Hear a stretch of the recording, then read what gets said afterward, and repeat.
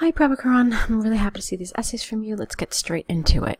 Okay, it's copyright laws. Two questions. Do they limit creativity or reward it? And would society function better without such rules and regulations? Let's see how you answered both of these questions. Copywriting ideas or inventions, plural, in order to avoid copying or duplicating has become unavoidable in today's scenario. Yet it comes with its own drawbacks. Okay, here, no apostrophe. And for some reason, I keep thinking that I would have preferred however here, but okay, it's fine. It's a personal choice.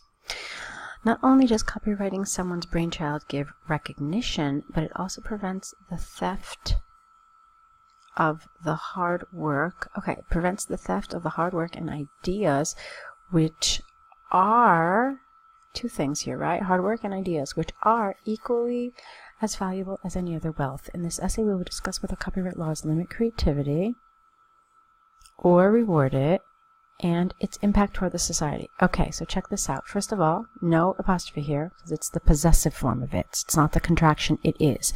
That's when you use a contraction, an apostrophe. Here, I want you to be careful, because look, you copied exactly from the task. Copyright laws limit creativity or reward it. I mean, it's 1, 2, 3, 4, 5, 6, 7 words that you lifted straight from the task language. So please try to avoid that.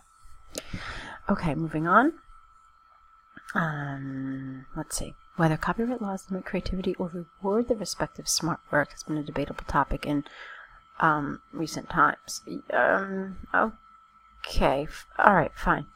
On one hand, copyright comes with its own costs, again the its, where the amount of money spent for research and development by the respective company pays off itself with the innovative state-of-the-art product, which competes with the other latest products in the market. Let me just read that again, sorry. The amount of money spent pays, this is a little strange to me, pays off, okay. Whereas, on the other hand, the act of copywriting generic medicines prevents the availability of life-saving medicines in the free market, thereby affecting people in poor financial state. Okay, a study done by the Food and Drug Administration, for example, states that people with allergies, no commas necessary, spend a huge pie of money, well, not really pie, a huge amount of money on anti-allergic medicines which are copyrighted by a single company. Okay, so what are you saying? I mean, are you answering the question? Does it limit creativity or reward it? I mean, how have you answered this here? You've just talked about the benefits and the negatives of copyrights. So really be careful. Are you answering the question? What's your view on this in the end? Okay, so let's look at the second paragraph.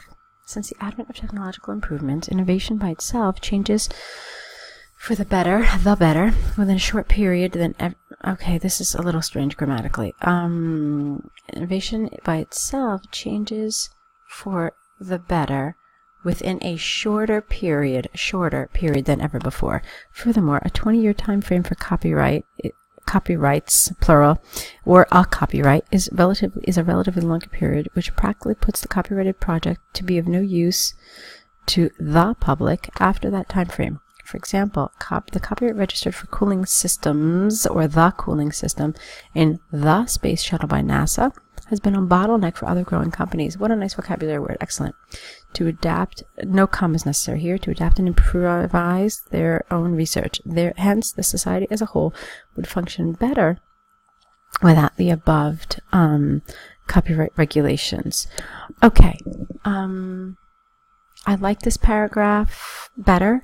However, you know what the problem with it is? I didn't know what you were answering until that very last sentence. Really, you should have said something like this in the beginning of the paragraph, something like a topic sentence, okay? So, for example, you could have added a sentence right here at the beginning and just say, there are certainly many instances where society is hampered, or the progression of society or advancement of society is hampered or hindered due to copyright regulations. Okay, and then you can get into the rest of the paragraph, but you do need to show the reader what the main idea of this paragraph is. And I actually didn't know what it was until the very last sentence, okay? So it really should be clear with a good topic sentence at the beginning.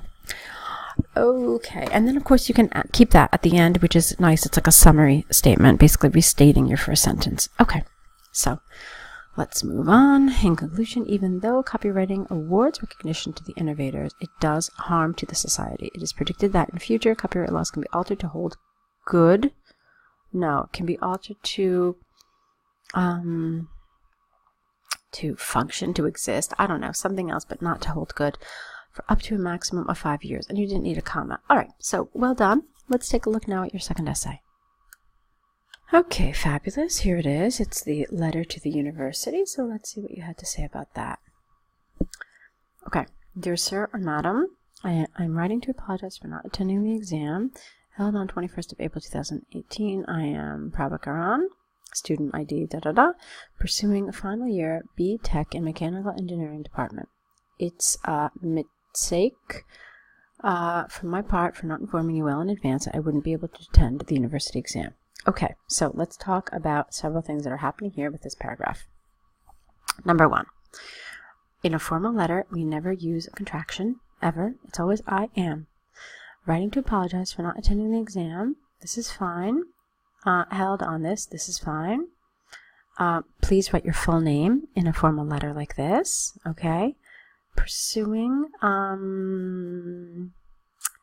a bachelor's of technology in mechanical engineering. How about this? You're not pursuing your final year. You are Prabakaran with your last name, a final year student in the Bachelor's of Technology program in the mechanical engineering department. Okay, and this is obviously it's a spelling mistake, but also it is a mistake on my part for not informing you well in advance that I would not, again, be able to attend the exam. Fine.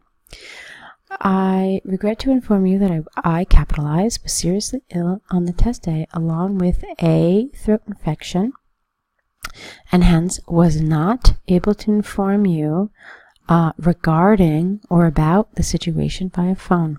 Via phone call is fine too. I don't really feel like I regret to inform you is fitting here. You could have used something else, also formal, but this is just, it's not really appropriate here. You could have just said the reason for my absence was. I think that would have fit better. Okay. I believe the reason for my illness was due to ice cream that I had at my aunt's place the previous day before the exam. Okay, this is information that I don't really think anyone needs. It doesn't, doesn't help your case at all. You could have just said, for example, due to my inability to speak, I was unable to inform anyone about my illness. So I think that would have been more appropriate. It's just, it's an issue of how you develop your thoughts in your letter. Okay, so I think that would have been more fitting here than the ice cream. Okay, I was only able to consult a doctor or the doctor the next day.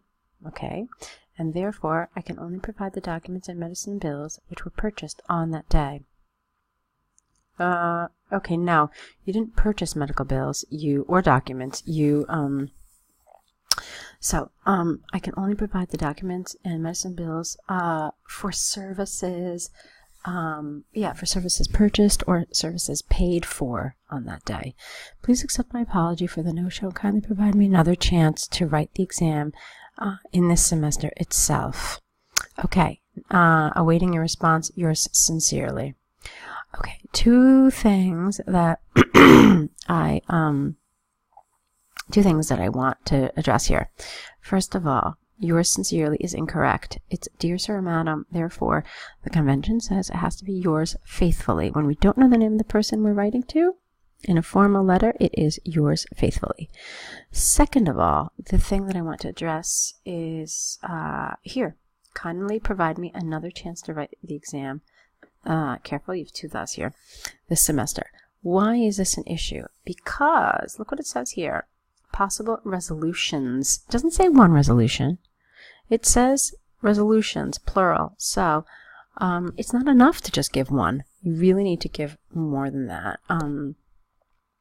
You should have given a second suggestion at the very least on what you can do with your exam. Okay? So, nice job with these. On the whole, good work. I'm really looking forward to seeing more of these from you. So, at this point, you need to correct these essays and then add them to an error correction list. If you have not already made one, you need to begin one. An error correction list, add these errors to that list, and then send them back to us with your new essays. Of course, you should do this within the next day or so in order to apply everything you've been learning in the course. Okay, so I will be keeping my eyes open for those essays, so good luck and keep on writing.